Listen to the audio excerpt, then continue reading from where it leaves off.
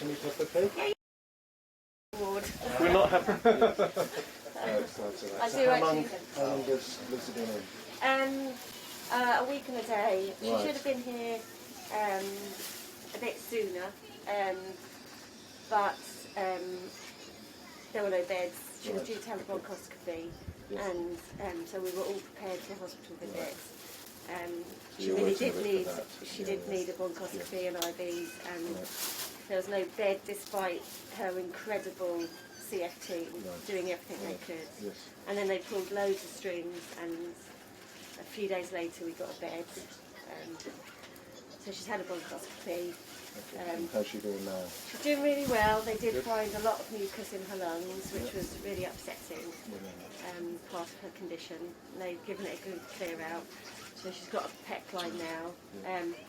Again, we were really lucky. Her team were absolutely incredible, and the wait list, she was due to be in for a bronchoscopy last Monday, Yes. and the wait list was absolutely horrific due to the obscene number of people that came through and the lack of resources that the NHS has. So she was pushed off the list, and again then her team are incredible, and they've negotiated, and they managed to somehow, I don't know how, got her in.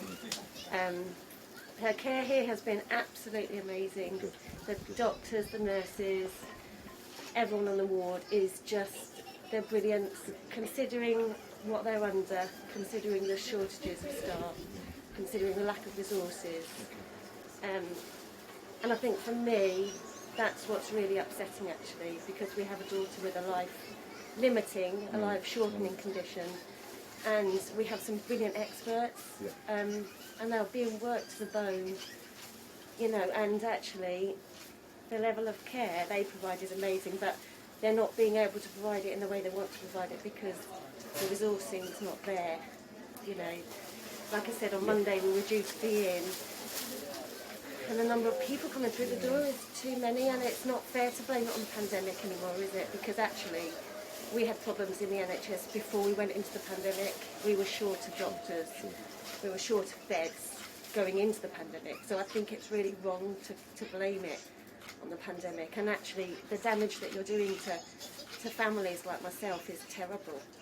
Because it was agony for us as a family, waiting for that call and preparing our children for their sister and her hospital visit for then it to be cancelled. And I know you look and we're all numbers, but actually we're people waiting for care. Of course. Well, there's a problem myself on that. Yeah, So, yeah.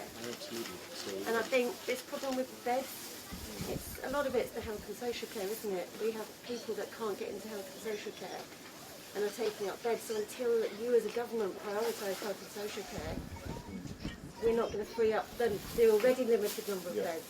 And I want to reiterate, the staff are absolutely incredible. We're so lucky as a nation to have this NHS.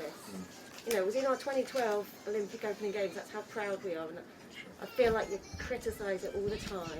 no, And we are moving towards a privatised system, very like America, where the disparity in health service between the rich and poor is vast.